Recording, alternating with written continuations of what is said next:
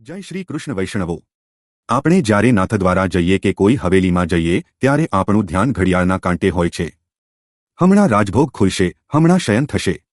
પણ શું તમે ક્યારે વિચાર્યું છે કે 8 દર્શનની શરૂઆત કેવી રીતે થઈ? આ પથ્થરની મૂર્તિની પૂજા નથી, આ તો સાક્ષાત નંદરાયજીના લાલાની સેવા છે। પુષ્ટિમાર્ગમાં પૂજા શબ્દ નથી વપરાતો, સેવા વપરાય છે।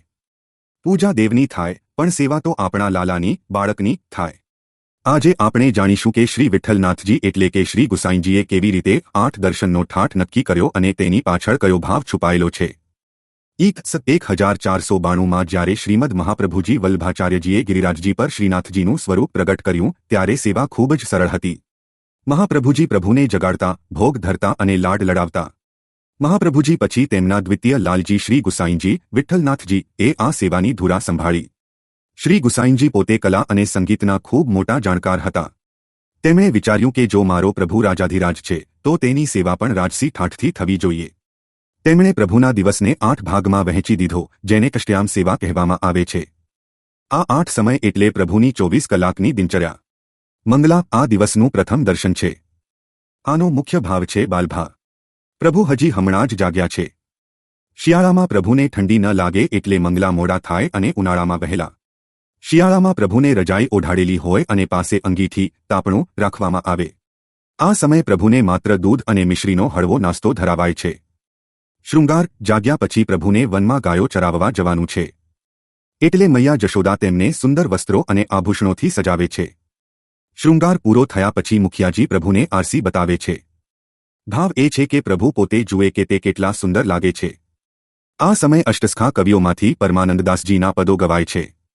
ગ્વાલ આ સમય છે જ્યારે પ્રભુ ગાયો ચરાવવા વનમાં જવા તૈયાર થાય છે। આ સમયે પ્રભુને માખમિશ્રી અને અનેક પ્રકારના કલેવા ધરાવાય છે। આ દર્શનમાં ઠાકોરજીના સખાઓ, ગ્વાલ બાળકો સાથેનો ભાવ મુખ્ય છે।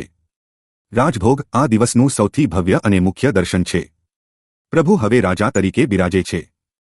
રાજભોગમાં પ્રભુને 56 ભોગ ધરાવાય છે। ગિરિરાજજી પર જ્યારે શંખ વાગે ત્યારે એ સંકેત છે કે પ્રભુ જમવા પધાર્યા છે। રાજભોગના દર્શન વખતે પ્રભુ પાસે કમળના ફૂલ અને વેણુ, વાંસળી હોય છે। આ સમયે સુરદાસજીના પદોની ગૂંજ સંભળાય છે। ઉત્થાપન બપોરે વિશ્રામ, નિદ્રા પછી પ્રભુને જગાડવાનો ભા। પ્રભુ થોડા આળસમાં હોય તેવા દર્શન થાય છે। ભોગ સાંજે જ્યારે પ્રભુ વનમાંથી પાછા આવે ત્યારે તેમને થાક ઉતારવા માટે ફળો અને હળવી સામગ્રી ધરાવાય છે। આરતી આને ગૌધૂલી વેળા કહેવાય। પ્રભુ વનમાંથી ગાયો લઈને પાછા આવ્યા છે, ધૂળ ઉડી છે અને પ્રભુને કોઈની નજર ન લાગે એટલે જશોદા મૈયા તેમની આરતી ઉતારે છે। જેમ આપણે અગાઉ વાત કરી, આ નજર ઉતારવાનો ભાવ છે। શયન દિવસનું અંતિમ દર્શન। પ્રભુને હવે પોઢાડવાના છે। આ સમયે મૃદંગ વગાડીને પ્રભુને નિદ્રા તરફ દોરવામાં આવે છે। પ્રભુના પલંગ પાસે રમકડા, ચોપાટ અને જારીજી રાખવામાં આવે છે। પલંગની નીચે ખોવા, માખણની વાટકી મુકાય છે કે જો પ્રભુ રાત્રે જાગે તો તેમને ભૂખ ન લાગે। વૈષ્ણવો, આ 8 દર્શન એ માત્ર પરંપરા નથી, પણ પ્રભુ સાથે 24 કલાક જીવવાની રીત છે। આ સેવા આપણને શીખવે છે કે ભગવાન આપણાથી દૂર નથી, તે આપણા ઘરમાં આપણા બાળકની જેમ વિરાજમાન છે। તમને આમાંથી કયા દર્શનનો ભાવ સૌથી વધુ ગમે છે? નીચે કોમેન્ટમાં જરૂર લખજો અને વિડીયોને લાઇક કરજો। બોલો શ્રી ગિરિરાજ ધરણ કી જય। શ્યામ સુંદર શ્રી યમુને મહારાણી કી જય।